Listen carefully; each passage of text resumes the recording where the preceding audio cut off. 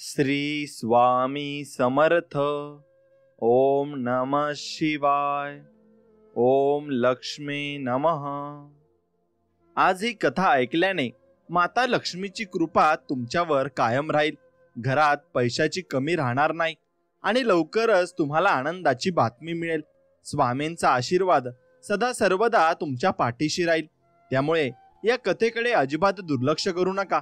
ही कथा जो भक्त शेवटपर्यंत ऐकेल त्याच्या आयुष्यातील सर्व दुःख, त्रास, टेन्शन जळून खाक होऊन जाईल आणि तुमच्या कुटुंबावर येणारे मोठे संकट टळेल। ही कथा मध्येच सोडण्याची चूक करू नका, नाहीतर पाप लागते आणि इच्छित फळ मिळत नाही। त्याआधी अशाच जीवन उपयोगी कथा ऐकण्यासाठी आपल्या चॅनलला सबस्क्राईब करा आणि बाजूला असलेली घंटी दाबा आणि आपल्या व्हिडिओला एक लाईक करा आणि कमेंटमध्ये श्री स्वामी समर्थ, ओम नमः शिवाय, ओम लक्ष्मी नमः नक्की लिहा। चला तर मग आजची ही रंजक आणि अमूल्य गोष्ट सुरू करूया। मित्रांनो, ही गोष्ट प्राचीन काळातील आहे। एका घनदाट जंगलात एक पोपट आणि एक मैना हे जोडपे राहत होते। त्यांनी एका सुंदर घरट्यात आपले आयुष्य मोठ्या प्रेमाने आणि मायेने व्यतीत केले। हे दोघे पती पत्नी एकमेकांवर खूप प्रेम करत होते। एके दिवशी मैना गर्भवती असल्याचे कळले। ही बातमी समजल्यावर की ते लवकरच आईवडील होणार आहेत, पोपट आणि मैना आनंदाने जिंकून गेले। त्यांच्या जीवनातील हा एक खूप खास आणि आनंदाचा क्षण होता। प्रिय प्रेक्षको, या आनंदाच्या बातमीनंतर तोता आपल्या पत्नीची विशेष काळजी घेऊ लागला आणि तो दररोज तिच्यासाठी दाणे पाणी शोधून आणायचा आणि प्रेमाने तिच्या घरट्यात आणून द्यायचा। त्याच्या जीवनातील हा काळ अतिशय सुखद आणि शांततामय होता। प्रेक्षको, हळूहळू वेळ पुढे जात होता आणि मैनेचा प्रसव काळ जवळ येत होता। या नवीन जबाबदारीची आणि येणाऱ्या सुखद क्षणांची प्रतीक्षा करत मैना खूप आनंदी आणि उत्सुक होती। ती आपल्या पतीला आनंदाने म्हणाली, अहो, आता तो वेळ फार जवळ आलाय जेव्हा आपल्या अपत्यांचा जन्म होईल। मी लवकरच आपल्या मुलांना जन्म देईल आणि ते आपल्या वृद्धापकाळाचा आधार बनतील। ते आपली सेवा करतील आणि आपले आयुष्य सुखमय करतील।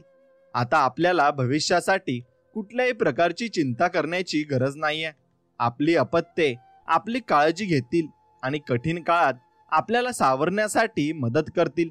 हे ऐकून पोपट मोठ्या नम्रतेने म्हणाला, प्रिय, आपल्याला असा विचार करू नये की आपली अपत्ये आपली सेवा करतील किंवा आपल्याला वृद्धापकाळाचा आधार बनतील।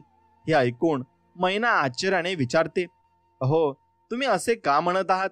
प्रत्येक अपत्य आपल्या आई वडिलांची सेवा करते, मग आपली अपत्य आपली सेवा का करणार नाहीत?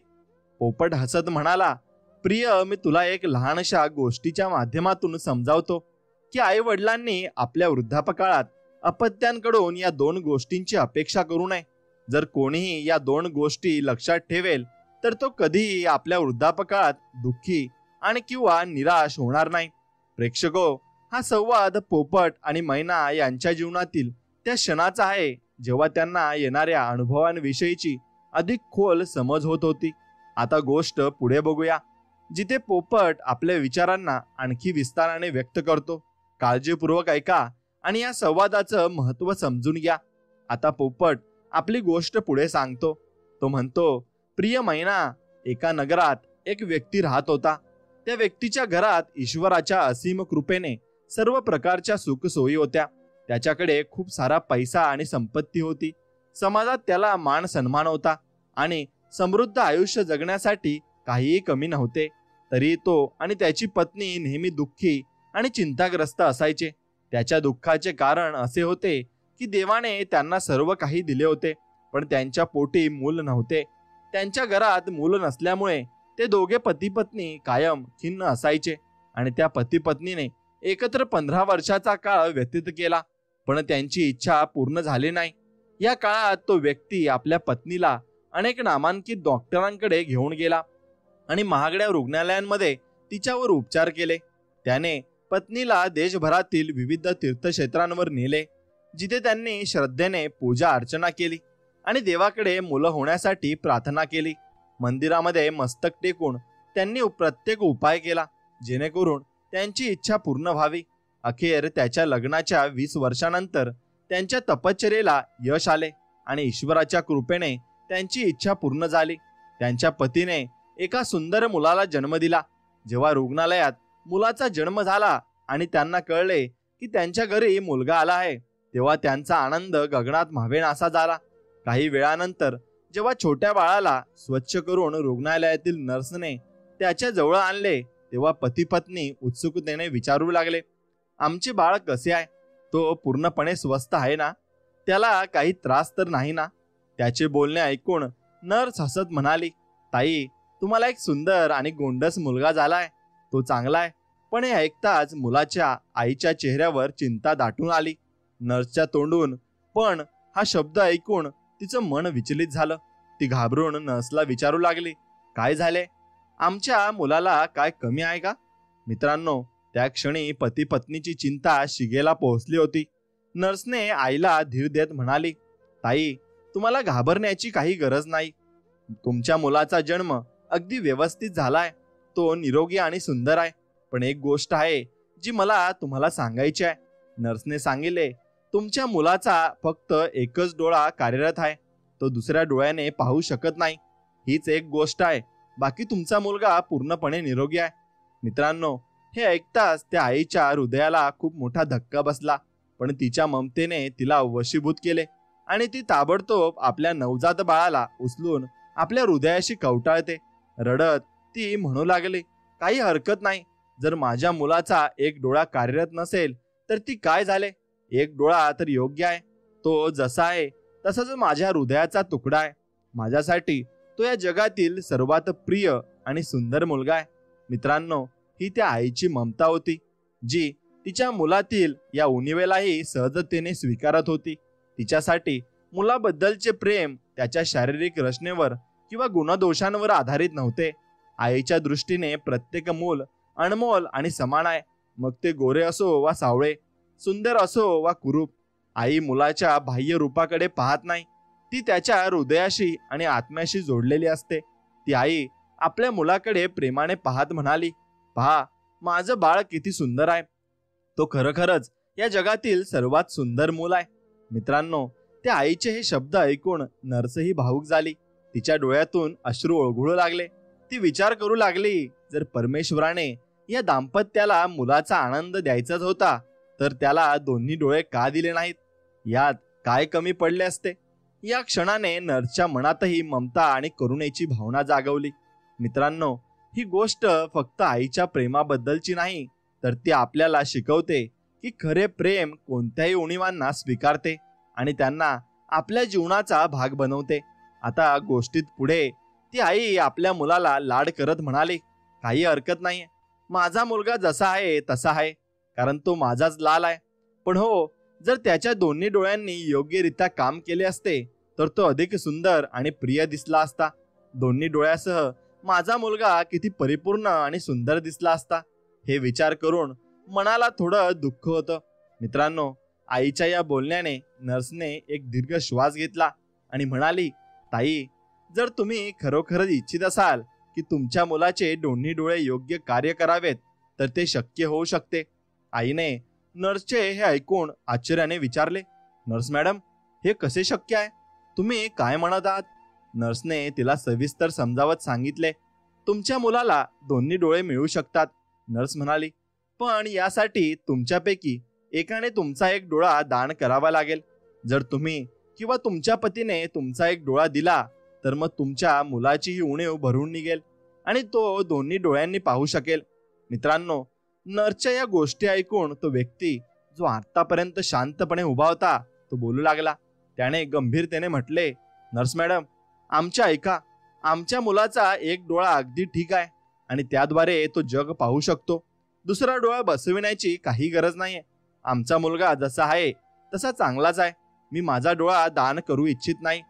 त्याने आपल्या विचारांना पुढे नेत सांगितले, पहा, माझं घर माझ्या मेहनतीने आणि कष्टाने चालतं. जर माझा एक डोळा गेला तर मी माझं काम कसं करू शकेन? माझं उत्पन्नच माझ्या कुटुंबाचा आधार आहे. या मुलाला वाढवायचं आणि त्याच्या भविष्याचा पाया चालवायची जबाबदारी माझ्यावर आहे. जर माझा एक डोळा राहिला नाही तर मी माझ्या कुटुंबाचा खर्च कसा चालवेन? माझ्या पत्नी आणि मुलांची काळजी घेण्याची पूर्ण जबाबदारी माझ्या खांद्यावर आहे आणि हे फक्त तेव्हाच शक्य आहे जेव्हा माझे दोन्ही डोळे पूर्णपणे व्यवस्थित असतील. म्हणून मी माझे डोळे दान करू शकत नाही. पुढे ते वडील म्हणाले, आता जिथपर्यंत माझ्या मुलाच्या एका डोळ्याचा प्रश्न आहे, मी त्याला परमेश्वराची इच्छा मानतो. देवाने ज्याला जसं बनवलं आहे तसं स्वीकारायला हवं. आमचा मुलगा जसा आहे तसाच तो आमच्यासाठी परिपूर्ण आणि अद्वितीय आहे. मित्रांनो, त्या वडिलांनी हा निर्णय पूर्णपणे नाकारला. पण आईचं मन मात्र आईचं असतं, ममतेने भरलेलं. ती आई नर्सला म्हणाली, नर्स मॅडम, जर हे शक्य असेल की मी माझा एक डोळा देऊन माझ्या मुलाला त्याचे दोन्ही डोळे मिळतील तर मी आनंदाने हा त्याग करण्यासाठी तयार आहे. माझं आयुष्य तर घरातच जातं, मला कुठे बाहेर जाऊन काम करायचं नाहीये. पण माझ्या मुलाला त्याचं आयुष्य स्वतःच्या पायांवर उभं राहून जगायचं आहे. त्याला या जगाला सामोरे जावं लागणार आहे.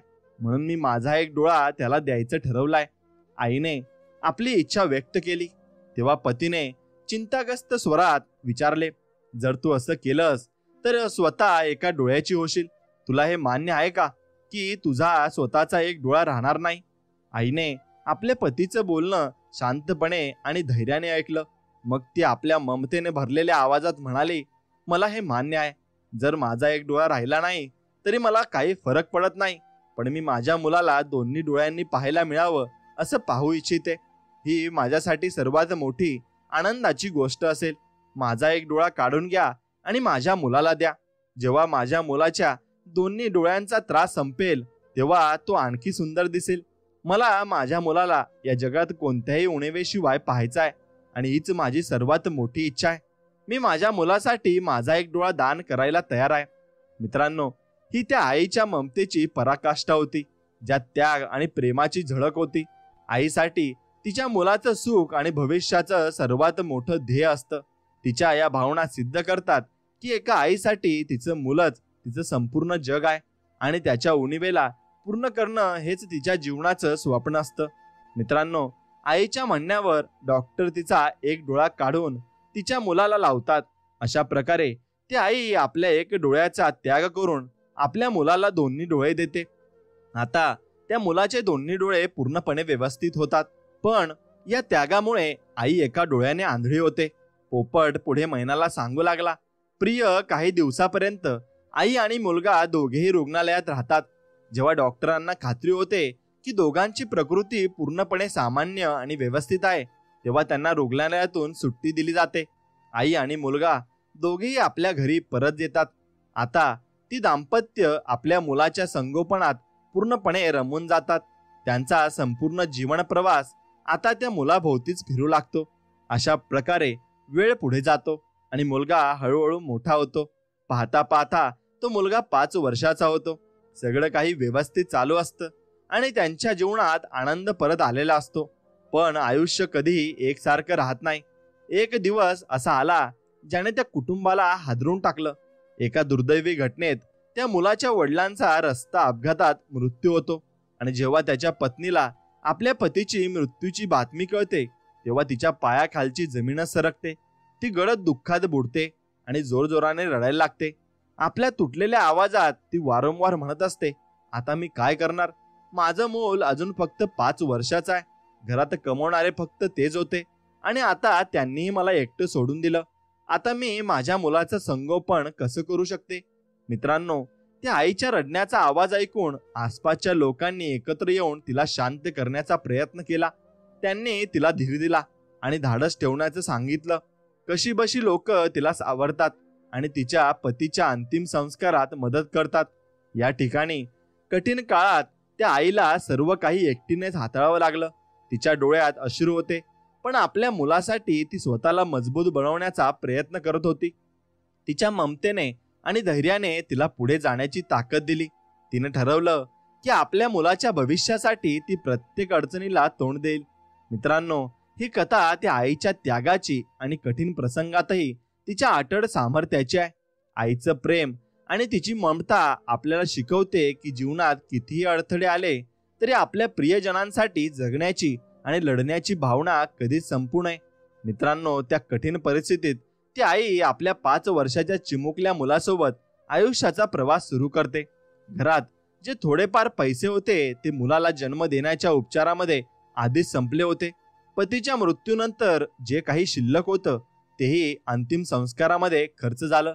त्यामुळे त्या आईने स्वतःला सावरत आपल्या मुलासाठी जगण्याचा निर्धार केला. आता तिला स्वतःच्या आणि आपल्या मुलाच्या जीवनासाठी कामगार म्हणून काम करावं लागलं. ती दुसऱ्यांच्या घरात झाडू पुसणे, भांडी घासण्याचं आणि सफाईचं काम करत असे. पण मित्रांनो, तिची ममता इतकी गहिरी होती की तिने कधीही आपल्या मुलाला कोणतीही असुविधा जाणवू दिली नाही. ती आई दिवस रात्र मेहनत करून जे थोडेफार पैसे कमवायची त्यातून ती आपल्या मुलासाठी सुंदर खेळणी आणायची, त्याला सुंदर कपडे घालायची आणि त्याच्या प्रत्येक गरजेला पूर्ण करण्याचा प्रयत्न करत असे. ती आपल्या मुलाच्या प्रत्येक क्षणाला त्याच्या सावलीप्रमाणे सोबत असे. वेळ जसजसा पुढे जात होता तसा तिचा मुलगा 6 वर्षाचा झाला.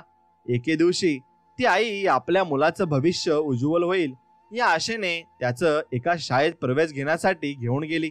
आणि ती शाळा त्या गावातील सर्वात प्रसिद्ध आणि प्रतिष्ठित शाळा होती, जिथे श्रीमंत आणि प्रभावशाली कुटुंबातील मुलं शिकत होती.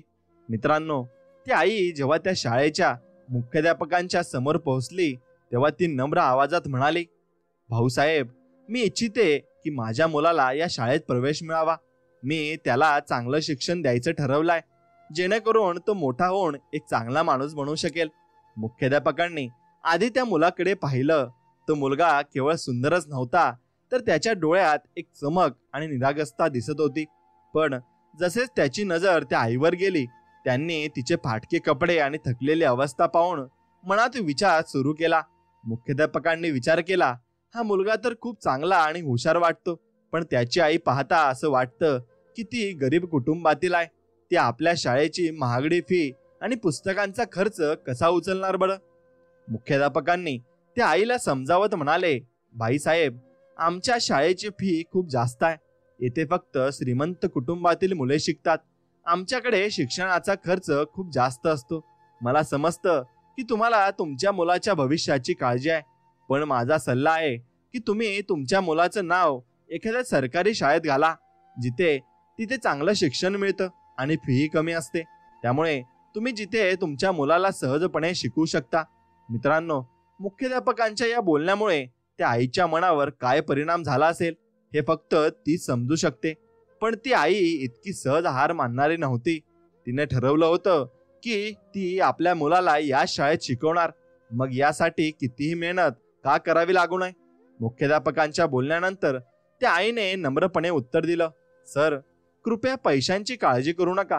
फी कितीही असेल मी वेळेवर भरून देईल. माझा मुलगा माझा एकमेव आधार आहे आणि मी इच्छिते की तो शिकून मोठा होऊन डॉक्टर बनावा. याच आशेने मी त्याला तुमच्या शाळेत घेऊन आलेले आहे. मित्रांनो, मुख्याध्यापकांनी जेव्हा त्या आईची ही गोष्ट ऐकली तेव्हा ते तिच्या दृढ निश्चयाने आणि ममतेने खूप प्रभावित झाले. त्यांनी जाणलं की आई आपल्या मुलाच्या उज्ज्वल भविष्यासाठी कोणत्याही सीमा पार करण्यास तयार आहे. मुख्याध्यापकांनी थोडा विचार केल्यानंतर म्हणाले, ठीक आहे बाईसाहेब, जर तुम्ही इतक्या दृढ निश्चयाने इथे आला आहात तर आम्ही तुमच्या मुलाचं नाव आमच्या शाळेत घालतो.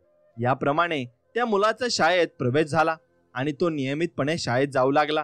त्या आईने आपल्या मुलाला शिकवण्यासाठी आपल्या मेहनतीत आणखीन वाढ केली आणि आधी ती फक्त 5 घरांमध्ये झाडू पुसणे आणि भांडी घासण्याचं काम करत होती, पण आता मुलाच्या शिक्षणाचा खर्च आणि शाळेची फी भरण्यासाठी तिने दुप्पट मेहनत सुरू केली.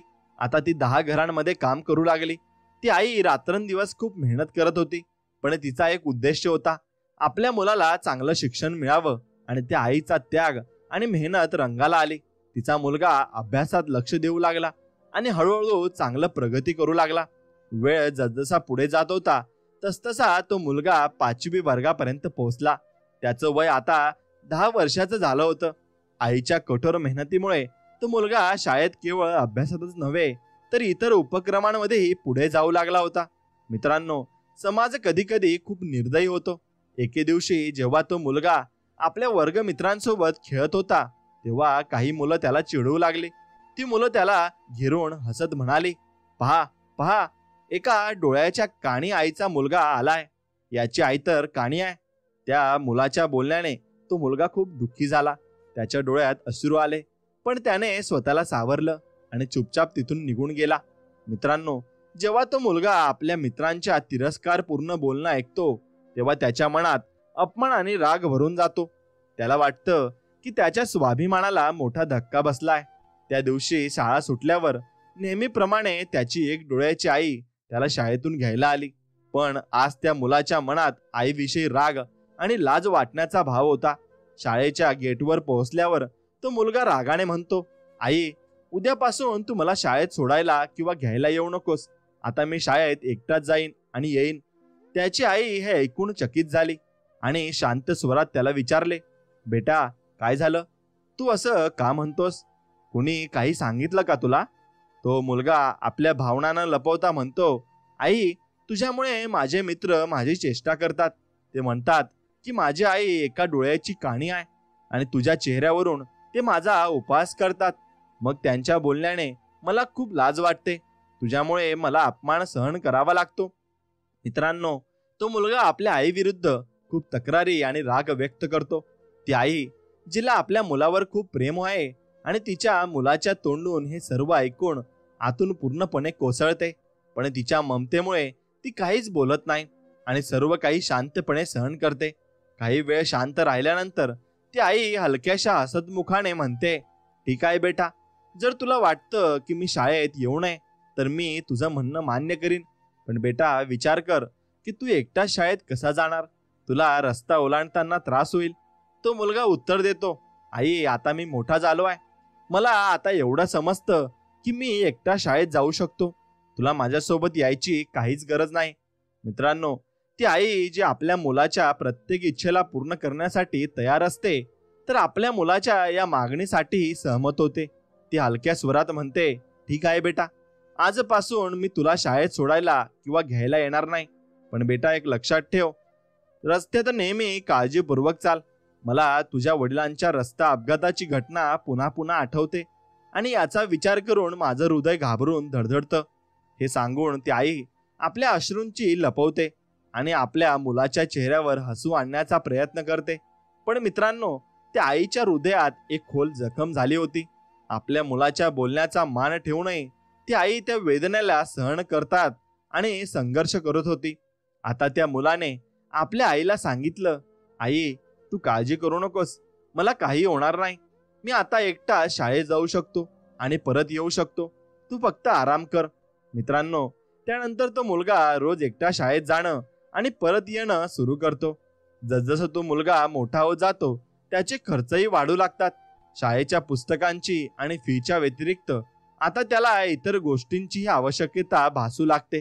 जसजसं नवीन कपडे, खाण्यापिण्याचा खर्च आणि इतर गरजा, जसजसं त्या मुलाचे खर्च वाढत जातात तसतसा त्या आईवर त्या कामाचा ताणही वाढू लागतो.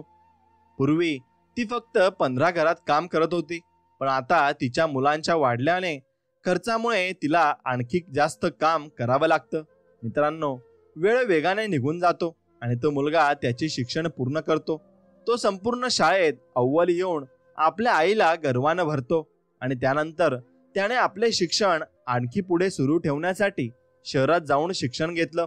मित्रांनो, जेव्हा तो मुलगा शहरात शिक्षण घेण्यासाठी जातो तेव्हा त्याच्या आईसाठी आणखी अडचणी निर्माण होतात. पूर्वी ती जी थोडीफार कमाई करायची ती आता तिला अपुरी वाटू लागते.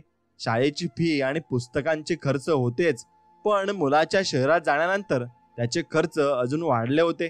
पूर्वी जी 15 घरांमध्ये ती काम करू लागली तिच्या मुलाचा खर्च चालवत होती, आता तिला 25 घरांमध्ये काम करावं लागतं.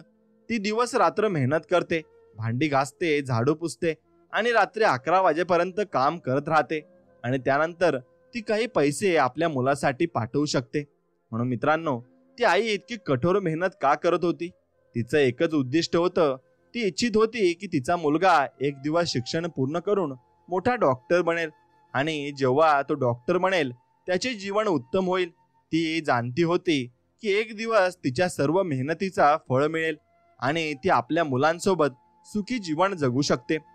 याच विचाराने ती आपल्या मुलांच्या भविष्याबद्दल दिवस रात्र काम करत होती, कधीही न थकल्या, कधीही न थांबलेल्या. मित्रांनो, या कठीण जीवनात ती आई हळूहळू वृद्ध झाली. उन्हात काम करत करत तिचा चेहरा काळपट झाला आणि तिचं शरीरही कमजोर झालं. पण तिने कधीही आपल्या मुलासाठी काहीही कमी होऊ दिलं नाही. आणि ती जाणती होती की तिच्या मुलाला कोणतीही अडचण येऊ नये, ज्यामुळे तो त्यांच्या स्वप्नांचा पाठलाग करू लागेल. मग आपल्या मुलासाठी ती प्रत्येक कष्ट सहन करण्यास तयार होती. मित्रांनो, पोपट पुढे मैनाला म्हणतो, प्रिये, काही दिवस असेच हळूहळू जात होते आणि एक दिवस त्या आईला एक पत्र मिळतं. ती पत्र उघडून वाचते आणि त्यात लिहिलं होतं, आई, आता मी शहरात एक मोठा डॉक्टर झालो आहे. आता तुम्हाला मला पैसे पाठवण्याची गरज नाही. मी आता स्वतःच्या पायावर उभा आहे आणि माझ्या जीवनाच्या नवीन रस्त्यावर पुढे जात आहे. जेव्हा त्या आईने हे पत्र वाचलं तेव्हा तिच्या हृदयात आनंदाचा एक नवीन संसार तयार झाला. ती विचार करू लागली, माझ्या पतीच्या जाण्याबरोबरच माझा मुलगा जो होता, जो मला प्रत्येक क्षणात आधार देत होता, आणि आज जे स्वप्न मी माझ्या संपूर्ण आयुष्यात जपलं होतं, तो माझा मुलगा एक दिवस डॉक्टर बनेल, ते स्वप्न आता सत्य होऊन गेलाय. मित्रांनो, जेव्हा त्या आईला हे पत्र मिळालं आणि ती समजली की तिचा मुलगा डॉक्टर बनलाय, तेव्हा ती आनंदाने नाचू लागली. तिच्या आनंदाचा काही ठिकाणा उरला नाही आणि ती विचार करू लागली, माझ्या मुलाने जे कष्ट भोगले होते त्याचे फळ त्याला मिळालंय. आता मला माझ्या मुलावर गर्व आहे आणि त्याची यश अनंत आहे. पण एक गोष्ट जी त्या आईला शांतपणे त्रास देत होती ती होती की तिचा मुलगा अजूनपर्यंत गावात आला नव्हता. ती विचार करू लागली, अशी खूप वेळ उलटून गेली आहे. तो शहरात आहे, पण तो आजगत मला भेटायला का आलेला नाही? आता तो डॉक्टर बनलाय, तर त्याला आता माझ्याशी भेटायला हवं होतं. मित्रांनो, त्या आईने आनंदित होऊन संपूर्ण गावात मिठाई वाटली. ती गर्वाने गावकऱ्यांना सांगत होती, हे पहा, हे माझ्या मेहनतीचे फळ आहे. माझा मुलगा आता डॉक्टर बनलाय. ती सर्वांना सांगत होती, माझ्या मुलाने जे स्वप्न पाहिलं होतं ते पूर्ण झालंय. आज माझी मेहनत, समर्पण आणि माझा प्रेमाचा परिणाम समोर आलाय. अशा प्रकारे ती आई आपल्या मुलाच्या गावात येण्याची वाट पाहत राहिली आणि त्या आनंदात ती सतत विचार करत होती की जेव्हा तो येईल तेव्हा ती त्याच्याशी आपला आनंद कसा व्यक्त करू शकेल. ती आई विचार करू लागली की आता तिचा मुलगा डॉक्टर बनलाय आणि तिला माहिती होतं की आता त्याला कधीही काही कमी पडणार नाही. ती आपल्या मुलाच्या गावात परतण्याची प्रतीक्षा करू लागली होती, ज्यामुळे ती त्याची आरती ओवाळू शकली असती आणि त्याचं स्वागत संपूर्ण सन्मानाने करू शकली असती. ती म्हणाली, आता माझ्या मुलाला येऊन मला पाहायला हवं. त्याची आरती ओवाळून आणि त्याला गळाभेट करण्याचा दिवस लवकरच येईल. मित्रांनो, ती आई आता आपल्या मुलाच्या येण्याची असह्य प्रतीक्षा करू लागली होती. प्रत्येक दिवस ती आशेने भरलेली असायची की आज कदाचित तिचा मुलगा परत येईल. दिवसभर जेव्हा त्याच्या घराच्या जवळून कोणती गाडी जात असे तेव्हा ती आई लगेच धावून बाहेर जायची आणि विचार करत असे की कदाचित तिचा मुलगा परत घरी आला असावा. तिच्या डोळ्यात खूप आशा आणि आनंदाची झळक असायची. पण जेव्हा ती पाहायची की तो दुसरा कोणीतरी असतो तेव्हा तिचं हृदय दुःखाने भरलं जाई आणि ती परत आपल्या घरात येऊन बसून जाई. अशा प्रकारे प्रत्येक दिवस, प्रत्येक क्षण तिच्या वाट पाहण्याचा आणि तिच्या आशेचा काळ वाढत होता. वेळांच्या लाटा गतीने सरकल्या आणि आता ती रात्रीही झोपी जात नव्हती. ती पलंगावर पडलेली असायची आणि विचार करत राहायची. तिच्या डोळ्यात अश्रू येत, तिच्या मनात प्रश्न उठत, असं कसं काय असू शकेल? कारण की माझा मुलगा मला घ्यायला का आलेला नाही? काय काही अशा अडचणी आहेत ज्या त्याला मला घ्यायला थांबवतात? ती विचार करत होती, कधी तो माझ्याकडे येईल आणि मला त्याच्यासोबत घेऊन जाईल का? मित्रांनो, ती आई आपल्या मनात असं सर्व विचार करत होती आणि विचारत होती, आता ते दिवस कधी येतील जेव्हा मी इतरांच्या घरी भांडे साफ करण्याची आणि झाडू पोछा करण्याची गरज नाही. तिच्या डोळ्यात एक स्वप्न होतं. आता माझ्या मुलाकडे स्वतःची मोठी संपत्ती असणार आहे आणि नक्कीच मी आरामात बसून त्याच्या कमाईचा आनंद घेऊ शकते. माझ्या मुलाचं घर मोठं असणार आहे, त्यात नोकर चाकर असणार आहेत, गाडी आणि बंगला असणार आहे. आता माझ्या दुःखाचे दिवस संपले आहेत. ती आई संपूर्ण दिवस आपल्या कल्पनांमध्ये हरवून जात होती. कधी विचार करत होती की आता तिला आपल्या मुलांसोबत सुखी जीवन जगण्याची संधी मिळेल आणि कधी विचार करत होती की तिच्या मुलासोबत चांगले दिवस घालवण्याचा काळ नक्कीच येईल. हे स्वप्न आणि आशा तिच्या मनात आणि विचारात कायम वावरत होत्या. मित्रांनो, अशा प्रकारे त्या आईला आपल्या मुलाचा प्रत्येक दिवस, प्रत्येक मिनिट, प्रत्येक क्षण अशा प्रतीक्षेत एक संपूर्ण वर्ष निघून गेलं. पण तिचा मुलगा एकदाही तिच्याशी भेटायला घरी आलेला नाही. तिच्या प्रत्येक आशा तुटत गेल्या आणि तिचं हृदय ह्या विचारांमध्ये भरलं होतं की अखेर तिचा मुलगा तिच्याकडे का नाही आला. नंतर एक दिवस त्या आईला तिच्या मुलाचं दुसरं पत्र प्राप्त होतं. ती आई पत्र वाचत असताना तिच्या डोळ्यात उत्सुकता आणि आशा होती. पण जसं तिने पत्रातील शब्द वाचले तसाच तिचा चेहरा आनंदी झाला. पत्रात लिहिलं होतं, आई, मला हे सांगताना आनंद होतोय की माझं लग्न झालंय आणि तुम्हाला माहीतच आहे की जिच्याशी मी लग्न केलंय ती एका मोठ्या आणि प्रतिष्ठित डॉक्टराची मुलगी आहे. माझी पत्नी खूप सुंदर आहे आणि ती एका श्रीमंत कुटुंबातून आहे. मित्रांनो, जेव्हा ती आई हे पत्र वाचते तेव्हा तिच्या डोळ्यातून अश्रुपूर येऊ लागतो. तिच्या हृदयात खोलवर निराशा आणि दुःखाची लाट धावते. ती आई या पत्राचे वाचन करून विचार करते की ती तर ह्या गोष्टीची अपेक्षा करत होती की जेव्हा तिचा मुलगा डॉक्टर बनेल तेव्हा त्याला चांगले नातेसंबंध मिळतील आणि ती स्वतः त्याच्या लग्नासाठी योग्य मुलगी निवडण्यासाठी मदत करेल. पण या पत्राने तर तिच्या सर्व आशा तुटून गेल्या. त्या आईच्या मनात अनेक प्रश्न उठतात आणि ती विचार करू लागते, हे भगवान, मी कोणते असे पाप केले होते की मला अशी शिक्षा मिळते आहे. प्रत्येक आईचं स्वप्न असतो की ती आपल्या मेहनतीने आपल्या मुलाला मोठा व्यक्ती बनवेल आणि नंतर त्या मुलाच्या लग्नाच्या दिवशी ती त्याला तिच्या हातांनी सजवून आशीर्वाद देईल. पण ती आई विचार करत होती की तिने आपल्या संपूर्ण आयुष्यात आपल्या मुलांसाठी इतरांच्या घरी काम करून, भांडी धुवून आणि झाडू पोछा करून त्याला सक्षम बनवले. तिला असं वाटलं होतं की तो दिवस येईल जेव्हा ती त्याच्या लग्नात त्याला वर मांडून त्याला आपल्या आवडीनुसार मुलीच्या त्याच्यासोबत लग्न करण्यासाठी आशीर्वाद देईल. पण ती आई इतकी मेहनत करून देखील या आनंदापासून वंचित राहिली.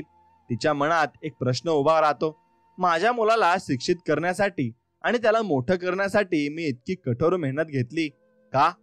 आणि मग ती तोच विचार करते की हेच कारण आहे का की ती तिच्या मुलाला शिक्षित करत असताना कधी तिच्या स्वतःच्या आनंदाच्या क्षणांचा विचार केला नाही.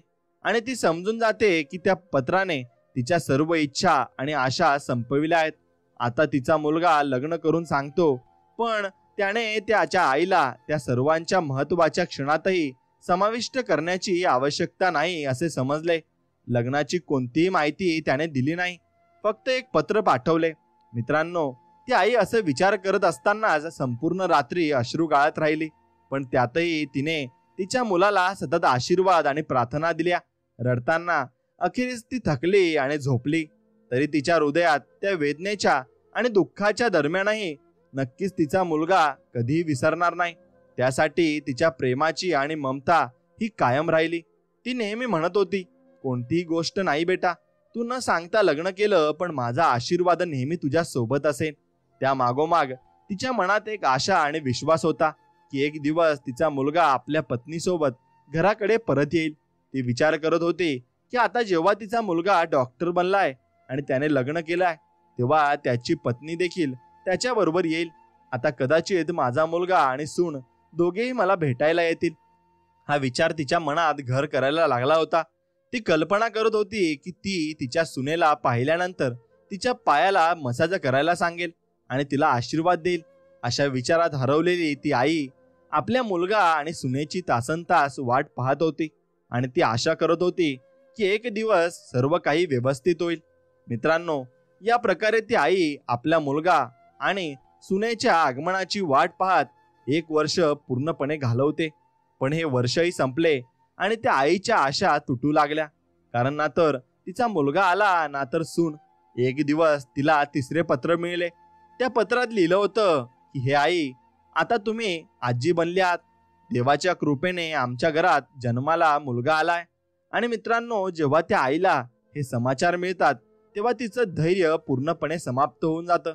तिच्या सहनशक्तीला मोठा तडा जातो. ती विचार करू लागते, हा तो दिवस होता का ज्यासाठी मी माझं संपूर्ण आयुष्य आणि मेहनत माझ्या मुलाच्या भल्यासाठी खर्च केली. त्या आईच्या मनात अनेक प्रश्न उमटू लागतात. एक आईसाठी या मोठ्या दुःखापेक्षा मोठं दुःख काय असू शकतं? जेव्हा तिचा मुलगा मोठा डॉक्टर बनतो, लग्न करतो आणि त्याच्या आयुष्यातील मोठ्या बदलांबद्दल तिला काहीही माहितीच नसते. आणि जी आई आपल्या सर्व आशा आणि आनंद आपल्या मुलाच्या स्वप्नासाठी अर्पण करते, तीच आई तिच्या मुलाच्या मोठ्या आणि आनंदाच्या क्षणांमध्ये सहभागी होऊ शकत नाही. मित्रांनो, त्या आईसाठी ही परिस्थिती अत्यंत कठीण होती आणि त्या दुःखाने भरलेल्या वेळात त्या आईचं आपल्या मुलासाठी व्याकुळ होणं पूर्णपणे नैतिक होतं. मित्रांनो, जेव्हा ती आई आपल्या मुलासाठी अधिक व्याकुळ होऊ लागली तेव्हा एक दिवशी तिच्या मनात विचार आला की आता ही परिस्थिती सहन करणे कठीण होईल. तिच्या हृदयातील अस्वस्थता तिच्या मनाला आणखी असहज करू लागली. ती काही काळ विचारांच्या धुंदीत हरवलेली असते आणि विचार करते, कोणतीही गोष्ट नाही, किमान माझ्या नातवाचा जन्म झालाय, हे खूप छान आहे. आता मी माझ्या नातवाला पाहू शकते, मी त्याला आपल्या झोळीत खेळवू शकते, त्याला प्रेमाने वाढवण्यासाठी एक नवीन पाळणा आणू शकते आणि त्या छोट्या बाळाच्या सोबत वेळ घालवू शकते. ती विचार करत होती, आता माझा मुलगा नक्कीच आपल्या सून आणि नातवासोबत मला भेटायला येईल. या आनंदाच्या कल्पनांमध्ये हरवलेली ती आई आणखी व्याकुळ होऊ लागली. मित्रांनो, अशा प्रकारे वाट पाहत आपली आशा राखत 7 महिने गेले, पण तिच्या मुलाचा किंवा सुनेचा काही ठाव ठिकाणा लागला नाही. इतका वेळ निघून गेला आणि ते देखील कोणीही आले नाही. त्यामुळे त्या आईचं धैर्य तुटू लागलं. तिचं मन अशांत होऊन गेलं आणि ती विचार करू लागली की आता ही स्थिती सहन करणे अधिक अवघड होणार आहे. आणि आपल्या व्याकुळतेला शांत करण्यासाठी तिने कठोर निर्णय घेतला आणि ठरवले की काहीही हो, ती आपल्या नातवाला नक्कीच पाहायला जाईल. मित्रांनो, हा निर्णय घेतल्यानंतर ती आई पूर्णपणे ठरवते की आपला मुलगा सुनेला भेटण्यासाठी शहरात जाण्याचा निश्चय करते आणि ती स्वतःला या प्रवासासाठी तयार करते आणि कसेही मार्ग विचारत त्या शहरात पोहोचते जिथे तिचा मुलगा राहतो. ती वृद्ध आई आता आपल्या मुलाला शोधण्यासाठी प्रत्येक शक्य प्रयत्न करायला तयार झाली आहे आणि त्या शहरात पोहोचल्यावर ती एका ऑटो चालकाला बोलावते आणि आपल्या मुलाचे पत्र दाखवत त्याला सांगते, बेटा, मला या पत्त्यावर जायचे आहे. ऑटो चालक त्या पत्त्यावर लक्षपूर्वक नजर टाकतो आणि नंतर त्या आईला आपल्या ऑटोत बसवतो. मित्रांनो, तो ऑटो चालक त्या वृद्ध आईला सांगितलेल्या पत्त्यावर घेऊन जातो जिथे तिचा मुलगा राहत होता. तो त्याला त्या मोठ्या डॉक्टरच्या आलिशान बंगल्याजवळ पोहोचवतो आणि ऑटो थांबवून तो चालक मोठ्या आदराने त्या आईला सांगतो, आजी, तुम्ही ज्या पत्त्याबद्दल बोलत होतात तो आता तुमच्या समोर आहे. हा सुंदर बंगला, इथे डॉक्टर साहेब राहतात. हे ऐकून त्या वृद्ध आईला आनंद होतो आणि ती ऑटो चालकाला भाडं देते. तिची छोटी बॅग उचलून ती बंगल्याच्या दिशेने वळते. तिची नजर त्या आलिशान बंगल्यावर पडताच तिच्या डोळ्यात आनंदाची चमक येते. ती बघते की बंगला खूप सुंदर आणि आलिशान आहे आणि समोर एक चमचमीत कार उभी आहे. त्या बंगल्याच्या दरवाजावर 2 रखवालदार उभे आहेत आणि जे खूप गंभीर दिसत आहेत. हा दृश्य पाहून त्या आईच्या हृदयात शांती आणि समाधानाची भावना येते. ती विचार करते किती शानदार ठिकाणी माझा मुलगा आता राहत आहे. मित्रांनो, पोपट पुढे सांगतो की त्या वृद्ध आईकडे एक छोटासा थैला होता ज्यामध्ये तिने आपल्या नातवासाठी खेळणी, आपल्या सुनेसाठी काही सुंदर साड्या आणि मिठाई ठेवली होती. तो थैला घेत ती आई बंगल्यामध्ये प्रवेश करण्याचा प्रयत्न करत होती. जसेच ती त्या बंगल्याच्या गेटकडे जात होती तशी बाहेर उभ्या असलेल्या एका रखवालदाराच्या नजरेत ती पडली. रखवालदार त्या वृद्ध आईला जीर्ण शीर्ण कपडे घालून, काळे होठ आणि एका डोळ्याने अंध असलेली पाहतो. ती महिला बंगल्यात प्रवेश करण्याचा प्रयत्न करत होती. हे पाहून रखवालदार आश्चर्यचकित होऊन ती महिलाला विचारतो, तुम्ही कोणाला भेटायला येत आहात आणि हा काय प्रकार आहे? तुम्ही असे कसे घुसत आहात? मित्रांनो, ज्या क्षणी रखवालदार कठोर शब्दात त्या आईला विचारतो तिथे ती वृद्ध आई थोडी थांबते. तिच्या डोळ्यात एक कुतूहल आणि विवशता दिसते. ती मंद आवाजात रखवालदाराला सांगते, मला माहित आहे की हा बंगला डॉक्टर साहेबाचा आहे, पण इथे माझा मुलगा राहतो आणि आज मी इथे माझ्या नातवाला भेटायला आले आहे कारण माझ्या मुलाला मुलगा झालाय. रखवालदार हे ऐकून रागाने तिचे ओरडून सांगतो, तुम्ही कधी तुमची प्रतिमा पाहिली आहे का? तुम्हाला माहिती आहे का हा कोणता बंगला आहे? हा एक मोठ्या डॉक्टर साहेबाचा घर आहे आणि तुमच्यासारख्या लोकांचा यांच्याशी काय संबंध? त्यानंतर त्या वृद्ध आईने अधिक दृढ होऊन उत्तर दिलं, हो, मला माहिती आहे की हा डॉक्टर साहेबाचा बंगला आहे आणि ज्या डॉक्टर साहेबाची तुम्ही बात करत आहात तोच माझा मुलगा आहे. रखवालदार हे ऐकून आणखी चिडून म्हणतो, अरे बाई, तुम्ही गावाकडून आलेली महिला आहे ना, मग तुमचे कपडे योग्य नाहीत आणि तुमची प्रतिमा कशी आहे? तुम्ही कशी त्या डॉक्टर साहेबाची आई असू शकता? मित्रांनो, त्या क्षणी दुसरा रखवालदार जो जवळ उभा होता तो त्याच्या बरोबर येऊन उत्सुकतेने विचारतो, आई, तुमच्याकडे काही प्रमाण आहे का, ज्यामुळे आम्हाला सत्यापित करता येईल की तुम्ही डॉक्टर साहेबाची खरी आई आहात? हे ऐकून ती वृद्ध आई शांतपणे आपल्या साडीच्या पल्लूमध्ये बांधलेलं पत्र बाहेर काढते आणि काळजीपूर्वक ते पत्र रखवालदाराला दाखवते. रखवालदार ते पत्र नीट वाचतो आणि त्यातला पत्ता पाहून तो त्वरित त्याच्या सर्व चुका विसरून क्षमा मागतो. तो नम्रपणे म्हणतो, आजी, कृपया आम्हाला माफ करा. आम्हाला कधीच माहिती नव्हते की तुम्ही डॉक्टर साहेबाच्या आई आहात. मित्रांनो, ती आई डोळ्यात हलकीशी हसून म्हणते, कसलीही गोष्ट नाही, मी तुम्हाला माफ करते. आता फक्त मला हे सांगा की माझा मुलगा आणि सून कुठे आहेत? मला त्यांना भेटायला हवं.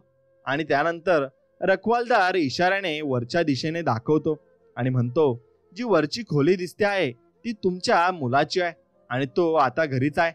त्यावर ती आई एकदा पुन्हा उत्साहित होऊन त्याच दिशेने वळते. रखवालदार इशारा पाहून ती वृद्ध आई आपलं सामान खाली ठेवते आणि विचार करते की सामान नंतर घेऊन जाईल, पण पहिलं तिला आपल्या नातवाशी आणि सुनेशी भेटायचं आहे. तिच्या डोळ्यात जो आनंद आणि बेचैनी आहे तो तिला घराच्या आत जाऊन धावण्यास प्रवृत्त करतो. ती जलद गतीने जिने चढते आणि जशीच ती घराच्या आत प्रवेश करते तिच्या डोळ्यासमोर एक सुंदर दृश्य उभारते. ती पाहते की अंगणात एक पाळणा ठेवलेला आहे ज्यात तिचा नातू खेळत आहे आणि दृश्य पाहून ती आपली सर्व थकवा आणि बेचैनी विसरते. त्यानंतर ती वृद्ध आई आपल्या नातवाला धाडधाड धावत झुलणारा नातू पाळण्यातून उचलते आणि त्याला आपल्या हातामध्ये घेते. नातवाला आपल्या हातामध्ये घेऊन ती त्याला आपल्याच्या छातीशी लावते आणि त्याच्या छोट्या हातांना सांत्वनित प्रेमाने हलवते. मित्रांनो, त्या आईला आपल्या हातांमध्ये नातू बघून फक्त आनंदच होत नाही, तर तिच्या संपूर्ण आयुष्यातल्या कष्ट आणि थकवा देखील विसरून जाते. पण जेव्हा ती नातवाला आपल्या हातात घेऊन प्रेमाने हलवत असते तेव्हा अचानक नातवाची झोप तुटते आणि तो जोरजोरात रडू लागतो. मुलाच्या रडण्याचा आवाज सुनेच्या कानात जातो आणि ती चकित होऊन किचन मधून बाहेर येते. तिला चिंता लागते की तिच्या मुलाला काहीतरी झालं असेल आणि तो इतका जोरात का रडत आहे. मित्रांनो, जेव्हा सून किचन मधून बाहेर येते आणि आपल्या मुलाला एका भिकारीसारखी दिसणारी काळी बाईच्या हातात पाहते तेव्हा ती घाबरून आणि रागात ओरडते आणि ती तात्काळ आपल्या पतीला आवाज देऊन म्हणते, अहो पहा, कोणती काळी लुटीबाई आहे जी एका डोळ्याने कानी आहे. ती आपला मुलगा चोरून घेऊन जात आहे. पत्नीच्या ओरडण्याने पती देखील पटकन खाली उतरतो. जेव्हा तो खोलीतून बाहेर येतो तेव्हा सून ते वृद्ध आईचा नातू घेऊन रागाने सांगते, तुम्ही घरात कसे रखवालदार ठेवले आहेत? पहा, आता कोणीही आमच्या घरात घुसतो. ही भिकारीबाई आपला मुलगा चोरून घेऊन जात आहे. ती वृद्ध आई डोळ्यात अश्रू घेत मंद आवाजात म्हणते, सुनबाई, मी चोर नाही, मी तुमची सासू आहे आणि जो मुलगा तुमच्या हातात खेळतोय तो माझा नातू आहे आणि जो तुमच्याजवळ उभा आहे तो माझा मुलगा आहे. मी आपला नातू चोरून कुठे घेऊन जाऊ? त्यानंतर सून ही घाबरून आपल्या पतीला सांगते, ही वृद्ध बाई काय म्हणते आहे? काय ती खरंच तुमची आई आहे का? काय एक गरीब आणि भिकारीसारखी दिसणारी बाई तुमच्या कुटुंबाचा हिस्सा आहे? तुम्ही कधीही मला हे सांगितले नाही की तुमची आई आहे. असा प्रश्न सून आपल्या पतीला विचारते. मित्रांनो, जेव्हा तो पती हे ऐकतो तोही शांत बसत नाही आणि म्हणतो, ही वृद्ध बाई खोटी बोलत आहे. ती माझी आई असू शकत नाही. माझी आई आता या दुनियेत नाहीये. त्यानंतर ती वृद्ध आई हे ऐकून धक्क्यात येते आणि पूर्णपणे कोसळते. तिचं हृदय तुकड्यांमध्ये फुटतं आणि ती अशक्त होऊन रडायला लागते. ती खोल वेदनांमध्ये बुडून म्हणते, बेटा, तू कशा गोष्टी बोलतो आहेस? मी दररोज घराच्या दारावर बसून तुझी वाट पाहत राहिले की कधीतरी माझा बेटा येईल, पण तू कधी आलाच नाहीस. जेव्हा तू आला नाहीस तेव्हा मी ठरवले की मी तुझ्याशी आणि तुझ्या बायकोशी भेटण्यासाठी इथे येणार. मला माझ्या नातवाला पाहण्याची फार इच्छा होती, म्हणून मी तुझ्याकडे आली आहे. आणि तू म्हणतोस की ही माझी आई नाही आहे. मित्रांनो, जेव्हा सून आपल्या पतीला विचारते की ही वृद्ध बाई काय म्हणते आहे तेव्हा तो पती स्वतःला शांत करत सांगतो, तुम्ही या वृद्धेच्या गोष्टींमध्ये येऊ नका. मी शपथ घेतो की ही बाई माझी आई असू शकत नाही. जेव्हा त्या आईने या गोष्टी ऐकल्या तेव्हा तिच्या डोळ्यात लगेच अश्रू येतात. तिचं संपूर्ण विश्व एका क्षणात कोलमडून जातो आणि ती विचार करते, ज्याला मी माझ्या आयुष्यभराच्या मेहनत, रक्ताचे पाणी करून आणि कष्टांनी शिकवले, डॉक्टर बनवले, तोच बेटा आता पैसे, प्रसिद्धी आणि उच्च पदाच्या नशेत माझ्याकडून चेहरा वळवत आहे. तो मला ओळखण्यास नकार देत आहे. तो शपथ घेतो की मला आई तो मानूच शकत नाही. ती विचारते, तो बेटा जो कधी माझ्या जीवनाचा आधार होता तोच आज मला पूर्णपणे नाकारतो. तो बेटा ज्यासाठी मी सर्व काही केले आज तोच म्हणतो की ही काळी लुटी बाई खोटी बोलत आहे, ती माझी आई असू शकत नाही. हे ऐकून ती वृद्ध आई पूर्णपणे मोडते. ती विचार करते की या संसारात माझा एकच आधार होता आणि तोही आता माझ्यापासून दूर गेलाय. मित्रांनो, आता त्या आईला पूर्णपणे समजून येतं की तिचा बेटा एका मोठ्या घरातील मुलीशी लग्न करून उच्च पदावर पोहोचलाय आणि हेच कारण आहे की तो तिला ओळखण्यास नकार देत आहे. आणि त्या आईने मनाशी ठरवले आहे की कदाचित मीच चुकीची होते. आणि ती हळूच म्हणते, बेटा काही गोष्ट नाहीये, मला असं वाटलं की तू माझा मुलगा आहेस म्हणूनच मी तुझ्याकडे आले होते, कारण तुझ्यासारख्या एका मुलाला मी स्वतः मेहनत करून डॉक्टर बनवले होते. तो माझं संपूर्ण जग होता आणि माझं जगण्याचं कारण होता. पण आता मला स्पष्टपणे समजलं आहे की तू माझा बेटा असू शकत नाहीस. कदाचित ही माझी चूक होती आणि आता मी ती स्वीकारते. आणि इतकं म्हणत ती आई रडत रडत घराच्या पायऱ्यांवरून खाली उतरून लागते आणि तिच्या डोळ्यात निराशा आणि वेदनेचा सागर उफाळतो. ती विचार करते की आता वयाच्या शेवटी तिचा एकटा आधारही तिच्यापासून दूर गेलाय. आता ती काय करेल? आता तिला कोणताही आधार उरलेला नाहीये. एकच जिवंत आशा देखील तुटली आहे. मित्रांनो, त्या आईच्या मनात हे विचार येतात की ज्याला तिने सदैव तिच्या जीवनातील आनंद आणि सगळं मानलं होतं, ज्याला तिने तिच्या जीवनाचा सर्वात मोठा हक्क मानलं होतं, तोच आज या वृद्ध जीवनाच्या नौकाला बुडवत आहे. आणि जो कधी तिला जीवनाच्या संघर्षामधून बाहेर काढून यशाच्या दिशेने घेऊन जाणारा होता, तोच आज तिला एकटा सोडून गेलाय. मित्रांनो, या विचारांसोबत त्या आईच्या डोळ्यात अश्रू येतात आणि ती जड पावलांनी खाली उतरू लागते. आता तिच्या मनात एक खोल आणि दुःखद भावना घर करतात की जेव्हा तिचा बेटा तिला नाकारतोय तर आता तिच्या या जगात राहण्याचं कारण काय आहे? आणि काहीच राहिलं नाही आहे. ती विचार करते की जर माझा बेटा मला ओळखत नाही तर या जीवनाचा काय अर्थ आहे? दुःखी आई तिचं संपूर्ण जग तुटलेलं वाटत असतानाच ती आपल्या मुलाच्या घरातून बाहेर पडते. बाहेर जाऊन ती रखवालदाराच्या खोलीकडे वळते. तिथे पोहोचून ती एक रखवालदाराला बोलावते आणि हळूच विनम्र आवाजात म्हणते, बेटा, मला एक पत्र लिहायचं आहे. काय तू माझ्यासाठी कृपयापूर्वक असं करू शकतोस?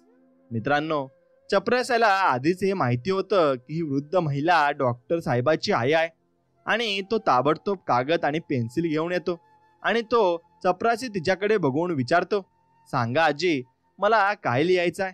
वृद्ध आई हळूहळू आपली भावना आणि विचार व्यक्त करायला सुरुवात करते आणि तो चपरासी त्या शब्दांना कागदावर उतरवतो. जेव्हा पत्र पूर्ण होतं तेव्हा ती आई चपरासाला सांगते, बेटा, मला फार तहान लागली आहे, तू माझ्यासाठी थोडं पाणी आणू शकतोस? मित्रांनो, चपरासी त्याच्या आईच्या म्हणण्यावर पाणी आणण्यासाठी खोलीतून बाहेर जातो. या दरम्यान त्या वृद्ध आईच्या मनात खोल दुःख आणि निराशेची लाट उफाळते. तिच्या असह्य वेदनांपासून मुक्त होण्यासाठी ती आपली साडी पंखात अटकून आत्महत्या करण्याचा निर्णय घेते. जेव्हा रखवालदार पाणी घेऊन परत येतो तेव्हा तो खोलीचा दृश्य पाहून आश्चर्यचकित होतो. त्याच्या डोळ्यासमोर ती वृद्ध आई फासावर लटकलेली असते. चपरासी हे पाहून स्तब्ध होतो आणि तो संपूर्ण परिस्थितीला समजू शकत नाही. मित्रांनो, त्या दृश्याचे पाहणे रखवालदारासाठी एक भयंकर आणि अविश्वसनीय क्षण बनतो. मित्रांनो, रखवालदार ही भयंकर बातमी डॉक्टर साहेबाकडे घेऊन जातो आणि डॉक्टर साहेब आणि त्याची पत्नी घाबरलेले त्या खोलीकडे धावतात. डॉक्टर साहेब आधी वेगाने खोलीकडे जातात आणि त्याच्या मागे त्याची पत्नी धावते. जेव्हा डॉक्टर साहेब त्या खोलीत प्रवेश करतात आणि त्यांची आई अशा विचित्र स्थितीत पाहतात तेव्हा त्यांचे हृदय एक धक्क्याने थांबते. मित्रांनो, त्याच्या पायाखालची माती सरकते आणि तो संपूर्णपणे गोंधळलेला आपल्या आईजवळ जातो आणि त्याच्या आईला पाहून त्याने आपले डोके पकडले. तो पश्चाताप करत डोके पकडून जमिनीवर बसतो आणि विचारतो, माझ्या शब्दांनी माझ्या आईला इतकं खोल आघात होईल याचा मला कधीच अंदाज नव्हता. मी तर फक्त माझ्या पत्नीला दाखवण्यासाठी आणि तिला असं दाखवण्यासाठी खोटं बोलत होतो की माझ्या आईला विसरून गेलो आहे. जेव्हा मी सांगितलं की माझी कोणती आई नाही, त्या मागचा हेतू फक्त हा होता की माझ्या पत्नीला माझ्या शान आणि स्थितीची जाणीव करून देणं. मला भीती होती की जर तिने माझी खरी कहाणी जाणली तर ती मला सोडून जाईल आणि म्हणूनच मी एक खोटं बोललो.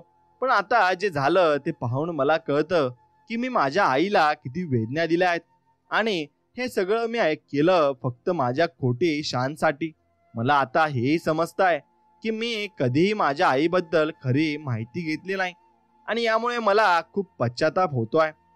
मित्रांनो, याच वेळी डॉक्टर साहेबांच्या पत्नीची नजर फासावर लटकलेल्या आईच्या असलेल्या कागदाच्या तुकड्यावर पडते, जी आपली नजर त्या कागदावर केंद्रित करते आणि ते ध्यानपूर्वक वाचते.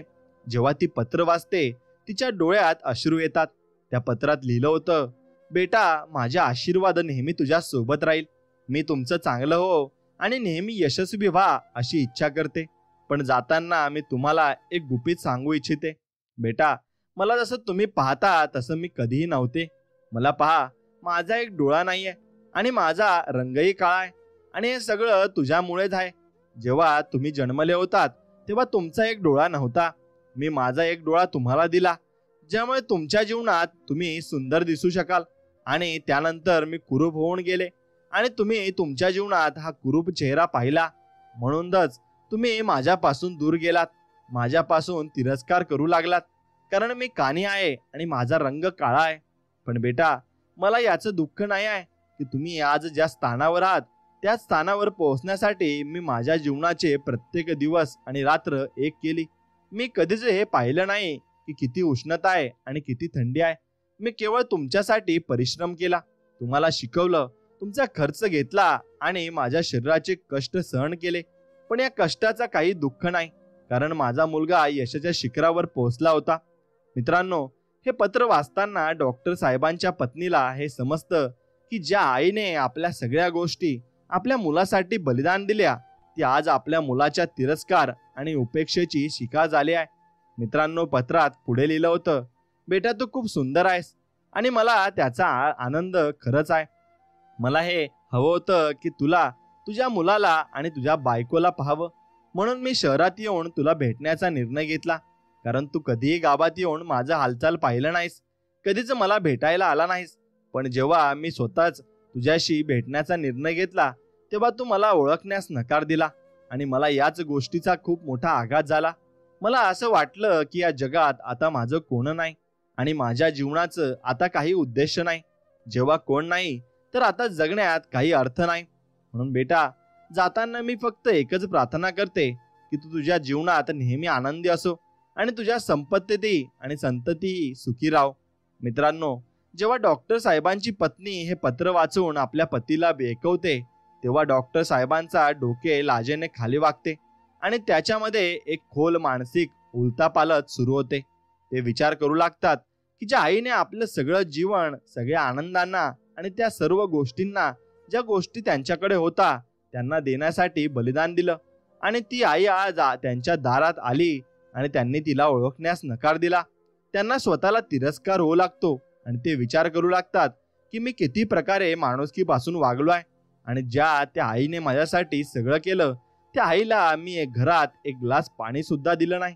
मित्रांनो, त्या क्षणी डॉक्टर साहेब आणि त्यांची पत्नी दोघेही आपली चूक समजून घेतात आणि त्या मृत आईकडून माफी मागण्याचा प्रयत्न करतात. पण आता काय केलं जाऊ शकत होतं? ती आई जिने त्यांचा अपमान सहन केला ती आता त्यांच्याजवळ नाहीये. ती आता खूप दूर त्या ठिकाणी गेली आहे जिथून कोणीही परत येत नाही.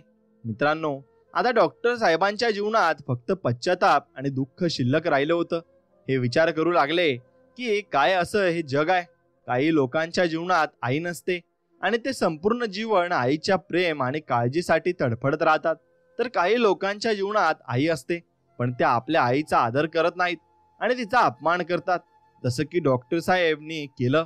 मित्रांनो, पोपट पुढे म्हणतो की पत्नी आणि मुलांसोबत संबंध पुन्हा स्थापित करता येतात, पण एक आई किंवा एक बाप पुन्हा कधीही मिळू शकत नाही. मित्रांनो, एक संतानच आपल्या मातापितांच्या जीवनाचा सर्वात मोठा आधार असतो. त्याच्या वृद्धापकाळातील आधार त्याची काठी असते. पण जेव्हा मुलगा, जो कधी मातापितांचा अभिमान असतो, आपल्याकडील संपत्ती आणि पदाच्या नशेतून आपल्या कुटुंबाला आणि मातापितांना ओळखण्यास नकार देतो किंवा त्यांचा अपमान करतो, तर हीच परिस्थिती मातापितासाठी सर्वात मोठं दुःख ठरते. हे दुःख त्या संतानाला कधीच समजू शकत नाही. जो कधी आपल्या मातापित्यांचा ध्यान ठेवत होता आणि आता त्याला आपल्या मुलाकडून असं वागणूक मिळावी. आणि मग मित्रांनो, मातापिता आपल्या मुलांचं भविष्य उज्ज्वल करण्यासाठी, त्यांना सर्व सुख सुविधा देण्यासाठी आपलं संपूर्ण जीवन समर्पित करतात. ते दिवस रात्र मेहनत करत असतात. त्यांच्या इच्छा आणि गरजा बाजूला ठेवून फक्त आपल्या मुलांसाठी एक चांगलं भविष्य निर्माण करण्यासाठी इच्छा धरून, पण जेव्हा तिचे संतान, जेव्हा ती संपत्ती आणि सामाजिक प्रतिष्ठेच्या नशेत धुंद होऊन आपल्या मातापित्यांचा तिरस्कार करते, तेव्हा त्या मातापित्यांचं हृदय तुटून जातं. हेच दुःख आहे जे या जगात मातापित्यांना सर्वाधिक सहन करावं लागतं. मित्रांनो, पोपट पुढे म्हणतो की जर तुमच्याकडे मातापिता आहेत तर त्यांचा आदर करणे हे तुमचं सर्वात मोठं कर्तव्य आहे. कारण माणसाच्या यशात सर्वात मोठं योगदान त्याच्या मातापित्यांचंच असतं. आणि काही दुर्लक्ष करणारे आणि न समजणारे मुलं अनेक वेळा आपल्या मातापित्यांना असं विचारतात, आई, तुम्ही आमच्यासाठी काय केलाय? अरे मूर्ख मुलांनो, जे काही तुम्ही आहात, जे काही तुम्ही मिळवलाय, ते सगळं तुमच्या मातापित्यांनीच केलाय. त्यांनीच तुम्हाला बनवलं, तुम्हाला शिक्षित केलं. तुमच्या पालन पोषणात त्यांनी कठीणाई सहन केली आणि जीवनात प्रत्येक वळणावर त्यांच्या मुलांसाठी संघर्ष केला. मातापिता विसरून तुम्ही तुमचं ओळख हरवायला जातात. प्रत्येक मूल हे विसरून जातात की या जगात फक्त त्यांचे मातापिता आहेत, जे स्वार्थाशिवाय तुमच्या चांगल्यासाठी खरेच कार्य करतात. आणि ते तुमचे मातापिता आहेत. आणि सर्व इतर लोक जे तुमच्याशी चांगले वागतात, ते फक्त काही विशिष्ट काळासाठी आणि एक विशिष्ट उद्देशासाठी तुमचं भलं करतील. परंतु तुमचे मातापिता काही असो, आयुष्यभर तुमच्या हितासाठीच काम करतात. कारण त्यांचं प्रेम शर्तीशिवाय असतं आणि त्यांचे आशीर्वाद नेहमी तुमच्या सोबत असतात. मित्रांनो, पोपट पुढे म्हणतो, प्रिये, एक स्त्री जेव्हा एका पुत्राला जन्म देते तेव्हा ती केवळ आपल्या शरीराच्या रूपाला नाही तर तिच्या आतल्या सर्व सुंदरतेला देखील त्याग करते. पण तोच पुत्र जेव्हा जवान होतो आणि लग्न करतो तेव्हा तो आपल्या पत्नीच्या सुंदरतेत आपल्या मातापित्यांच्या उपस्थितीला हरवून बसतो. मातापिता आपल्या संतानाच्या सुख आणि समृद्धीसाठी आपली सर्व इच्छा त्यागून देतात आणि त्यांना सगळ्यात आधी आपल्या मुलांची भलाई पाहिजे असते. पण जेव्हा ती संतान मोठी होऊन स्वतः काही काबिल होतात तेव्हा मातापिता काय मिळवतात? फक्त अश्रू, लाचारी, दुःख आणि एकटेपणा. मित्रांनो, पोपट पुढे म्हणतो, जे संतान त्यांच्या मातापितांना केवळ म्हणून विसरलात किंवा त्यांच्या म्हातारपणीचा विचार करून त्यांना मित्रांमध्ये आदर गमवावा लागेल, हे एक खूप मोठं चुकीचं वर्तन आहे. कोणालाही हे समजून घ्यावं लागेल की या वयाच्या टप्प्यावर फक्त तुमचे मातापिता नाही, तुम्ही आणि तुमचे मित्र सुद्धा त्याच अवस्थेत असणार आहेत. आणि तुमचं शरीर आणि तरुणपणा देखील काळानुसार संपून जाईल. आणि नंतर जे लोक कधी तुमच्या रूपाने प्रभावित झाले होते ते तुम्हाला देखील दूर करायला लागतील.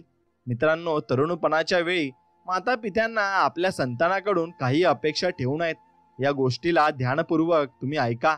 पहिली गोष्ट म्हणजे कधीही न विसरू आणि विचारू की तुमची संतान तुमच्या म्हातारपणीच्या काळात तुमचा सहारा बनेल. या गोष्टीची कधीही अपेक्षा ठेवू नका. म्हणून नेहमी आधीच मानसिक आणि शारीरिक दृष्ट्या सुदृढ राहा आणि आत्मनिर्भरतेची महत्त्व कायम ठेवा. तुमच्या गरजांसाठी थोडे पैसेही बचत करा, ज्यामुळे तुम्हाला कोणावरही अवलंबून राहण्याची वेळ आवश्यकता येणार नाही.